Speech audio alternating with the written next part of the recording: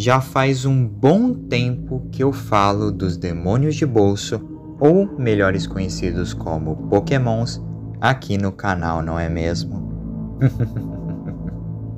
E ao mesmo tempo, faz um certo tempinho que eu falo do nosso tão conhecido Vibing Leaf aqui no canal. Então, por que não voltar mais uma vez falando dos dois ao mesmo tempo? Não acham? Como alguns do canal já devem saber, Pokémon deve ser uma das franquias que mais possuem histórias aterrorizantes e macabras envolvendo seu universo. Tanto que há bastante tempo atrás no canal eu já contei inúmeras delas, popularmente conhecidas como Poképastas. Mas, dessa vez, Vibing Leaf, o tão conhecido criador dos retakes de creepypastas que já existem, como Red Mist Retake ou Dead Plants, não fez exatamente uma recriação de uma Poképasta que já existiu. E sim, fez uma história completamente nova, envolvendo uma bizarra e grotesca versão do jogo dos monstros de bolso, com seu vídeo Bootleg Pokémon, que conta de uma medonha e, como eu disse, bastante grotesca versão do jogo, que, inclusive, assim como outras criações do Leaf, é jogável para qualquer um se quiser baixar. E que, apesar de essa não ser uma das minhas histórias favoritas do Leaf, sendo bem sincero, é uma história bem interessante de fazer um vídeo sobre, e eu até diria um tanto profunda. Mas eu estou me adiantando demais. Venham comigo e vamos logo conhecer essa bizarra versão de Pokémon.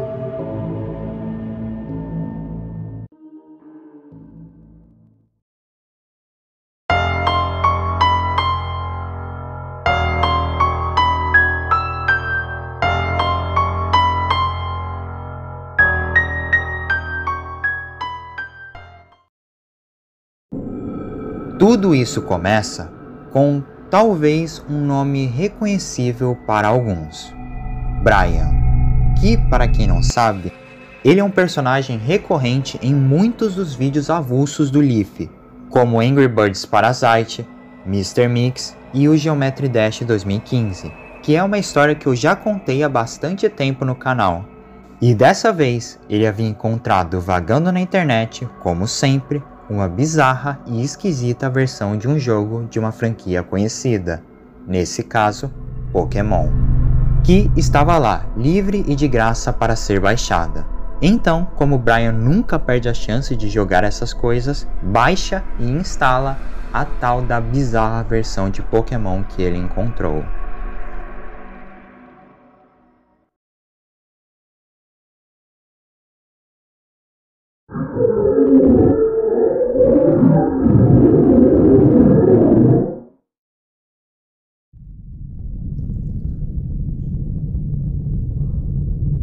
O jogo começa com o nosso personagem, que lembra um treinador Pokémon qualquer, só que completamente cinza e que, a propósito, lembra muito Grey, em um amarelo local. À sua frente, uma porta trancada. E atrás dele, uma bizonha versão de Pikachu, a mesma da tela de título, que se apresenta como Hotaku e que começa a conversar com Brian, falando sobre animais e como ele gosta dos seus sabores. Ele diz que, apesar dos seus gostos, aparentemente ele prefere que antes os animais sejam mortos de maneira pacífica e indolor antes de comê-los. E diz que, já que o Brian estava aparentemente preso dentro do jogo, se ele poderia, no lugar de Hotaku, caçar animais para alimentá-lo, que ele recompensaria dividindo a comida. E é isso que Brian fará. Brian caminha nesse bizarro e eu diria psicodélico local, se encontrando primeiro com uma espécie de estátua falante, que pergunta a Brian: "Você sente sua pele? Isso não deixa você desconfortável? Sentir-se dentro de sua própria pele?" Perdoe-me pela pergunta desconfortável. Após esse estranho diálogo, continuamos em nossa jornada e encontramos nosso primeiro animal, começando uma batalha.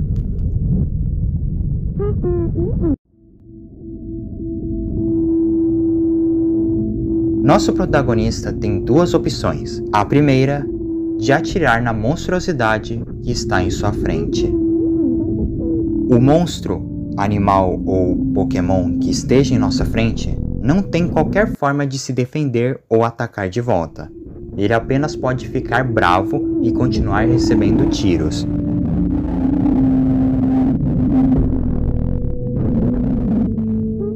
E após a quantidade necessária, podemos utilizar a habilidade de Skin, que significa pele. Assim, nós ganhamos como prêmio aquilo que vai alimentar Hotaku.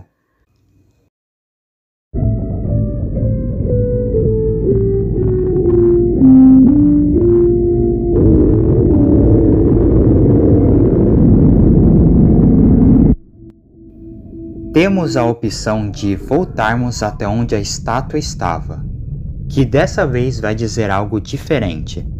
Ele diz se sentir triste pelo Morrigan, que era o provável nome do animal que acabamos de matar, e alerta que não deveríamos confiar naquela coisa amarela. Se tentarmos voltar à casa de Hotaku, a porta estará trancada. Ele só vai abrir de novo quando completarmos a quantidade máxima de comida que ele pediu. E agora era a hora de mais um. Brian se encontra à frente com uma vermelha criatura que lembrava até mesmo um dragão. Mas, como sempre, ele a mata sem dó nem piedade.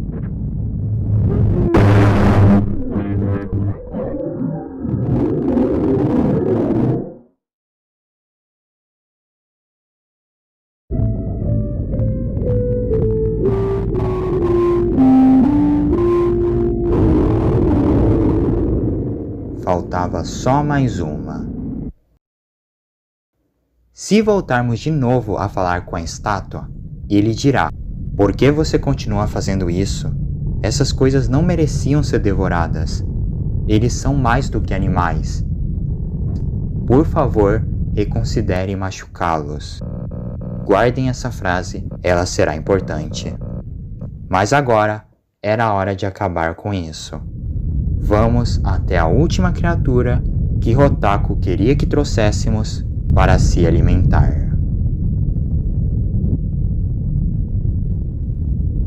Porém, dessa vez, o animal fez algo um pouco diferente em relação aos outros. Ao invés de ficar bravo com o nosso ataque, a criatura à nossa frente, enquanto atiramos, diz as frases. Às vezes eu me pergunto: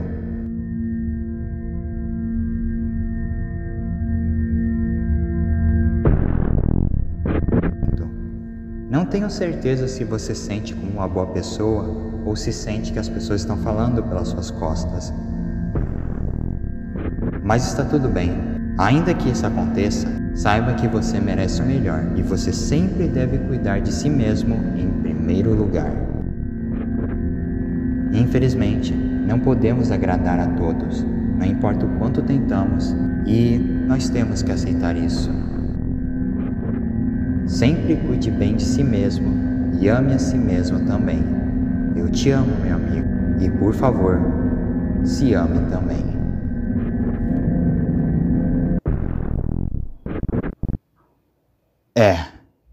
Matamos a sangue frio uma criatura que nem ao menos estava com raiva de nós quando a atacamos, e que apenas nos quis ajudar.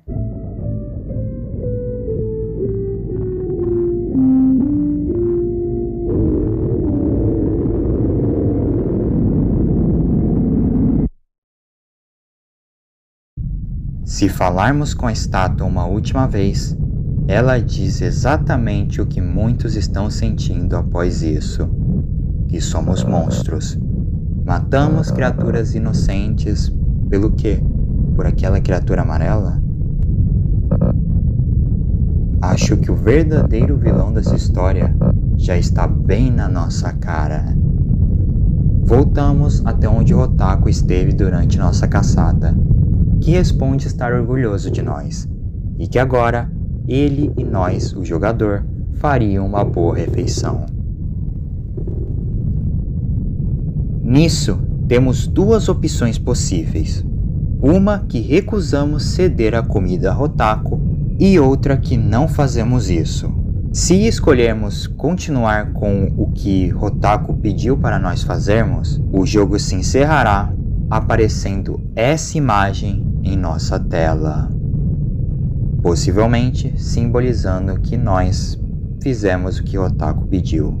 Comemos junto a ele a todos aqueles animais. E se caso apertarmos o botão de recusar, finalmente batalharemos com aquele que deveríamos ter matado desde o início, Hotaku.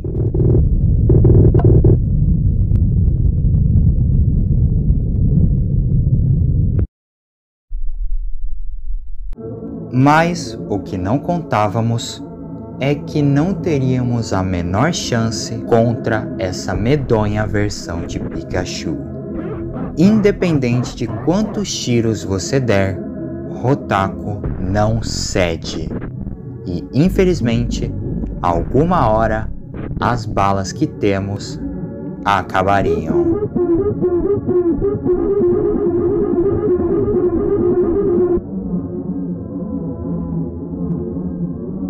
Nisso, uma tela preta aparecerá. Estamos agora no local chamado Black Hole, e Hotaku fala com nós uma última vez, perguntando: o que foi aquilo? Que lógica era aquela? Estávamos no jogo dele e ainda tivemos a audácia de atirar nele. E como castigo, agora ficaríamos pela eternidade dentro do Black Hole. E lá estávamos, um local vazio com uma porta que não havia como ser aberta. Nos encontramos até mesmo com ele, o segundo animal que matamos durante nossa caçada. E agora podemos saber o seu nome. Ele se chama Chandler, que conta sobre ele estar preso nesse jogo também, apenas esperando algum update para, quem sabe, arranjar uma maneira de escapar. E aí começa um diálogo um tanto interessante. Nós não somos sencientes. O jogo não deixa nós dizer, porque isso quebra as regras. E se quebrarmos, o jogo vai nos apagar. E assim, Chandler implora em arranjarmos uma maneira de fazê-los escapar, até ter seu diálogo bloqueado e depois sumir em nossa frente, nos restando apenas caminhar nesse infinito vazio eterno que nós e aqueles que matamos estamos aprisionados por toda a eternidade.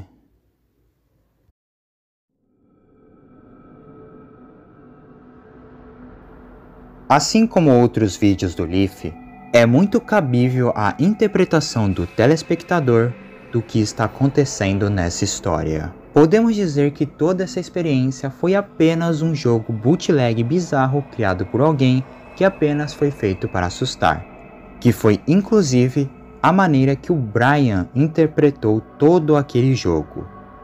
Mas podemos interpretar também que esse não é apenas um simples jogo, e sim uma prisão.